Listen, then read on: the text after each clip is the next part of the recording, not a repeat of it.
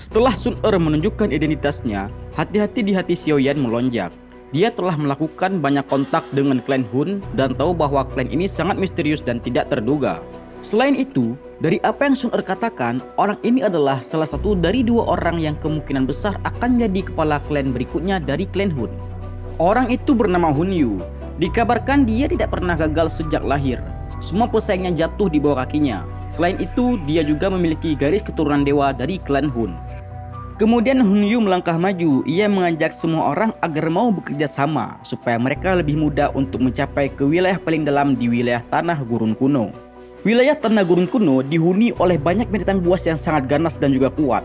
Kalau mereka tidak bekerja sama, maka kemungkinan berhasil akan sangat sedikit.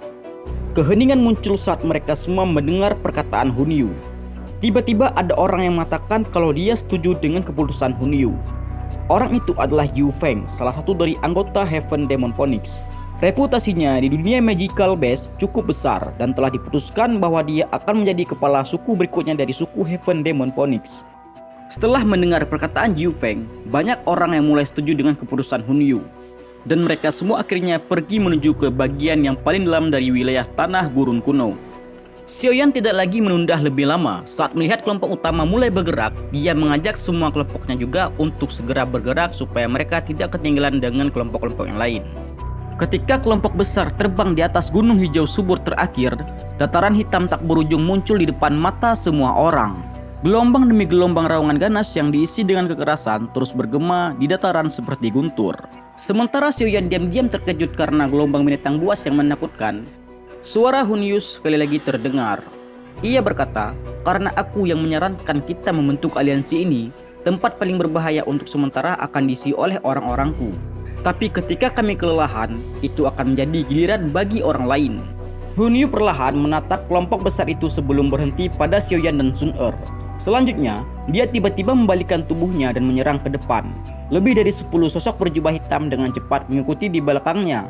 Banyak ahli yang menyusul pergerakan mereka. Doki yang agung perlahan menyebar dari tubuh mereka semua.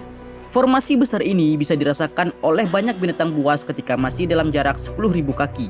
Doki yang menakutkan melonjak keluar dari tubuh kelompok Hun Yu dan ditembakkan ke depan menuju ke arah kelompok binatang buas.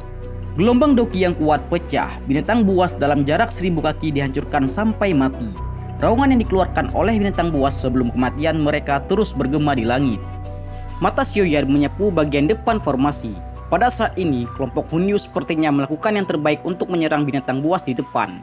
Baris demi baris binatang buas bergetar dan jatuh ke tangan mereka. Kelompok itu terus menjelajah lebih dalam di bawah bimbingan Hun Yu.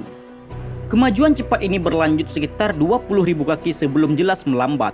Beberapa dari binatang buas menyerang ke depan kelompok. Setelah itu mereka bertukar pukulan dengan beberapa ahli. Dengan pengurangan kecepatan ini, monster buas dari kiri, kanan, dan tengah dengan cepat mengejar. Setelah itu pertempuran sengit tiba-tiba meletus. Oleh karena itu, kelompok tersebut mulai mengalami beberapa luka dan kematian. Pegikan sengsara tajam terus menyebar dari segala penjuru. Wajah kebanyakan orang menjadi pucat saat menghadapi tekanan yang begitu besar.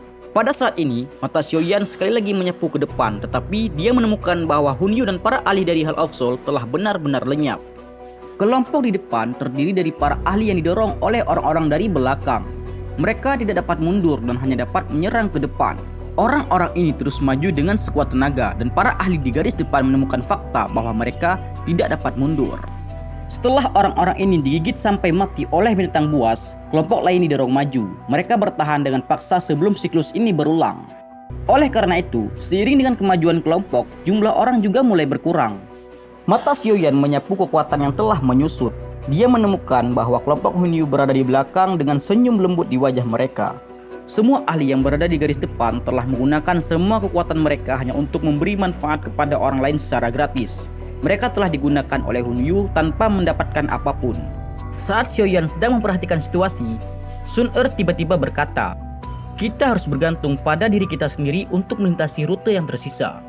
Xiaoyan hanya mengangguk, matanya melirik ke belakang pada mayat binatang buas dan manusia yang telah mati. Sementara orang-orang di depan diblokir oleh binatang buas yang sangat kuat. Kelompok Hun Yu menekan jari kaki mereka ke tanah. Tubuh mereka melompati semua orang dengan kecepatan seperti kilat. Xiaoyan mendengus dingin saat melihat Hun Yu akhirnya meninggalkan semua orang. Dia melambaikan tangannya dan tubuhnya memimpin untuk bergegas maju. Menanggapi hal itu, Sun Er dan yang lainnya segera menyusul Xiaoyan.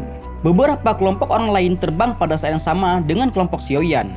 Orang-orang ini telah memahami skema Hun Yu dan juga berniat menggunakan kekuatan mereka untuk menerobos gelombang monster. Setelah orang-orang ini bergegas maju, ratusan orang yang tersisa diterkam oleh binatang buas di sekitar mereka. Jeritan sengsara menyebar di seluruh langit. Mata Xiaoyan sekali lagi melihat kelompok Hun Yu yang berada di depan mereka. Saat dia melihat ke belakang, kelompok dari suku Heaven Demon Phoenix berada tidak jauh di belakang mereka. Feng Qing'er yang sudah bangun mengangkat kepalanya, sementara Xiaoyan sedang mengamati kelompok suku Heaven Demon Phoenix. Saat mereka masih berada di dalam gelombang binatang buas, raungan marah yang dipenuhi dengan kekerasan sekali lagi terdengar. Xiaoyan melompat ke depan kelompok yang dipimpin olehnya. Dia mengeluarkan perintah dengan suara yang dalam. Begitu perhatian binatang buas itu beralih dari orang-orang di belakang, tekanan yang mereka hadapi akan tiba-tiba melonjak. Karena itu mereka perlu meningkatkan kecepatan kemajuan mereka semua. Semua yang mendengarnya pun mulai mengangguk. Orang-orang yang tersisa akan bergiliran untuk bertarung. Taktik ini akan memungkinkan mereka untuk mempertahankan kemajuan mereka untuk jangka waktu yang lama. Saat gelombang binatang buas telah tiba, semua orang mengeluarkan teknik mereka masing-masing untuk menghancurkan binatang yang menghalangi mereka semua. Xiaoyan menggunakan api surgawinya dan Gu Qingyan menggunakan segel pembalik laut. Semua para ahli mengeluarkan teknik-teknik pamungkas mereka. Kelompok Xiaoyan tiba-tiba menjadi lebih cepat setelah mengetahui bahwa mereka akan membebaskan diri dari gelombang binatang buas. Tubuh Xiaoyan mendarat di tanah setelah terbang keluar. Dia menemukan bahwa sekelilingnya benar-benar kosong. Setelah menoleh, dia melihat binatang buas yang tak terhitung jumlahnya mengaum liar pada mereka dengan mata merah 100.000 kaki jauhnya. Tetapi mereka tidak berani menyerang untuk beberapa alasan yang tidak diketahui. Xiaoyan berbalik setelah menghela nafas lega. Dia memandang ke depan untuk melihat pohon tua hijau subur yang sangat besar berdiri sendirian di dalam dataran luas yang jaraknya 10.000 kaki. Jantungnya mulai berdebar kencang saat dia melihat pohon kuno yang berdiri di kejauhan. Aura yang sangat kuno terpancar dari pohon tersebut. Xiaoyan menekan panas yang membara dalam hatinya. Dia melambaikan tangannya dan memimpin semua orang untuk bergegas maju. Bahkan Jiu Feng yang biasanya tenang kini mengurutkan kening. Ia memerintahkan semua suku Heaven Demon Phoenix untuk segera mengejar kelompok Xiaoyan. Kelompok Xiaoyan sangat cepat. Jarak puluhan ribu kaki ditempuh dalam beberapa menit. Ketika kelompok Xiaoyan mulai mendekat ke pohon kuno Bodhisattva, tiba-tiba kelompok Hun Yu muncul di depan mereka. Kelompok Xiaoyan perlahan mendarat di belakang kelompok Hun Yu. Matanya melihat kelompok yang ada di depannya. Selanjutnya, dia mengangkat matanya dan melihat ke arah pohon kuno Bodhisattva dari jarak yang dekat. Harta karun alam seperti pohon kuno Bodhisattva dapat menduduki peringkat 3 teratas di seluruh benua Doki. Tidak mungkin jika tidak memancarkan bahaya apapun. Selain itu, jika pohon kuno ini benar-benar bertahan selama bertahun-tahun yang tak terhitung jumlahnya, itu seharusnya sudah membentuk kesadarannya sendiri. Di saat kelompok Xiaoyan sedang memikirkan sesuatu, suku Heaven Demon Phoenix dan beberapa kelompok lainnya bergegas. Akhirnya mereka tiba di tempat yang sama dengan Xiaoyan dan Hun Yu. Hun Yu acuh tak acuh saat dia melihat semua orang yang telah tiba. Dia berkata, "Ini adalah tujuan kita semua. Meskipun kita telah menerobos gelombang binatang buas, hal yang paling sulit untuk dihadapi tetaplah pohon kuno Bodhisattva." Ada catatan dalam gulungan dalam klan Hun bahwa seorang leluhur pernah datang ke pohon kuno Bodhisattva, namun kontak dengannya akhirnya terputus. Selain itu, kekuatan leluhur ini adalah Ban Sheng. Ekspresi kelompok Xiaoyan berubah, bahkan seorang ahli Ban Sheng hilang karena pohon kuno Bodhisattva ini. Oleh karena itu, setiap orang tidak boleh meremehkan pohon kuno Bodhisattva. Hal yang paling berbahaya selama perjalanan adalah pohon kuno Bodhisattva itu sendiri. Setelah menceritakan kejadian masa lalu, Hun Yu dan yang lainnya bergegas menuju ke pohon kuno Bodhisattva. Begitu juga dengan Xiaoyan. Tapi di saat Xiaoyan hendak pergi ke sana, tiba-tiba King Lin berkata, "Tuan muda Xiaoyan, ada sesuatu yang tidak beres dengan pohon kuno Bodhisattva. Udara jernih itu yang sepertinya dipenuhi dengan kehidupan menyembunyikan racun yang agak gelap dan dingin. Banyak emosi negatif yang mirip dengan manusia." Langkah kaki Xiaoyan berhenti sejenak saat mendengar kata-kata King Lin. Matanya menyipit, dia secara alami tidak dapat merasakan hal seperti itu. Dan benar saja, kelompok Hun Yu yang sudah berada di depan tiba-tiba berhenti. Pohon kuno Bodhisattva yang telah berdiri dengan tenang di dalam padang rumput ini tiba-tiba mengeluarkan suara benturan. Semua orang memperhatikan saat cabang-cabang pohon saling menyatu sebelum diturunkan. Cabang-cabang pohon ini perlahan-lahan terbelah saat melakukan kontak dengan tanah. Dan 5 sosok tanpa ekspresi perlahan keluar darinya. Ruang di sekitar mereka mulai berfluktuasi setelah 5 sosok ini melangkah maju. Tekanan menakutkan tiba-tiba menyebar dari mereka. Wajah semua orang yang hadir menjadi sangat cemas ketika mereka merasakan tekanan ini, karena mereka telah menemukan bahwa kelima sosok ini sebenarnya adalah elit Banseng. Semua orang menyadari bahwa kelima elit Banseng itu hanyalah boneka tanpa jiwa. Mata Hunyu tertuju pada seorang boneka yang dimana boneka tersebut adalah leluhur dari klan Hun yang telah hilang. Di saat semua orang mulai putus asa dan ingin menyerah, Xiaoyan tiba-tiba mengajak mereka semua untuk bekerja sama dalam mengalahkan kelima elit Banseng. Tanpa berpikir panjang, mereka semua pun setuju dan akhirnya pertempuran terjadi. 3 elit Banseng diserahkan kepada kelompok Xiaoyan, kelompok Hunyu, dan kelompok suku Heaven Demon Phoenix, sedangkan 2 lainnya akan ditangani oleh kelompok-kelompok yang lain.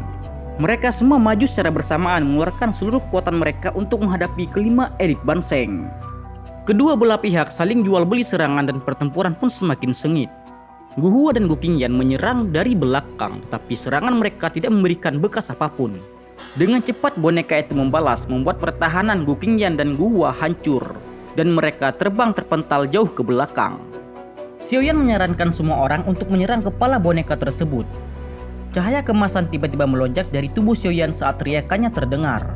Xiaoyan mengaktifkan tubuh kaca King Kong dan mengayunkan tinjunya ke kepala boneka itu dengan kecepatan seperti kilat. Tubuh boneka itu menjadi sedikit retak. Tanpa jeda waktu yang lama, tiba-tiba boneka itu membalas serangan Xiaoyan dengan pukulan yang sangat kuat. Tubuh Xiaoyan terhuyung-huyung dan mundur selusin langkah setelah dipukul oleh boneka Banseng. Menanggapi hal itu, Sun Er dan Gu Qingyan menyerang pada saat bersamaan menggunakan teknik Dao Kelas Tian jari penghancur yang hening. 2 jari energi besar yang membawa aura penghancuran tiba-tiba menembus langit dan dengan marah menekan kepala boneka Banseng dengan kecepatan seperti kilat. Chaelin tidak tinggal diam, ia mengeluarkan petir berwarna-warni dan menyerang kepala Banseng juga. Semua orang sepertinya menyerang pada saat yang sama seolah-olah mereka telah membuat kesepakatan diam-diam.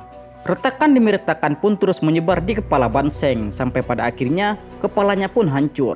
Setelah kepalanya hancur, tubuh boneka Banseng tiba-tiba menjadi tua dan akhirnya berubah menjadi debu yang berserakan.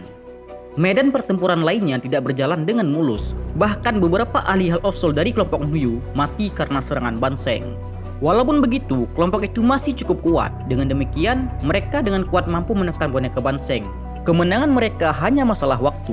Begitu halnya juga kelompok Heaven Demon Phoenix, banyak dari mereka yang mati karena serangan Banseng. Setelah menyelesaikan pertarungan, mata Xiaoyan beralih ke pohon kuno Bodhisattva. Sinar cahaya melingkar menyebar dari tubuh pohon kuno Bodhisattva.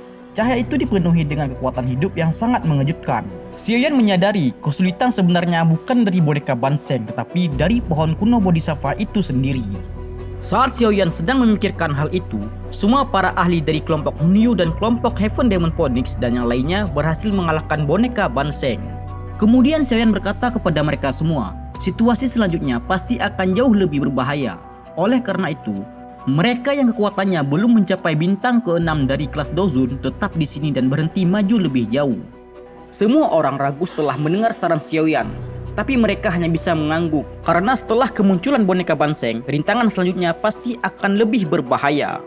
Setelah mengatakan hal tersebut, Xiaoyan pergi melangkah maju bersama dengan kelompoknya dan disusul oleh kelompok-kelompok lain. Saat semua orang mencapai dasar pohon kuno Bodhisattva, sebuah cahaya terang tiba-tiba muncul dari tubuh pohon yang berada ribuan kaki di atas tanah. Cahaya itu berubah menjadi pilar terang yang membungkus kelompok Xiaoyan dan kelompok-kelompok yang lain. Adegan tiba-tiba ini menyebabkan semua orang menjadi panik. Saat mereka semua hendak melepaskan doki dari tubuh mereka masing-masing, tiba-tiba doki dalam tubuh mereka dalam sekejap menghilang. Pilar cahaya dengan cepat menyusut sementara semua orang merasa terkejut. Dan sekelompok orang yang telah mencapai pangkal pohon sebelumnya telah menghilang pada saat bersamaan. Kelompok Xiaoyan secara alami termasuk di antara mereka yang telah menghilang.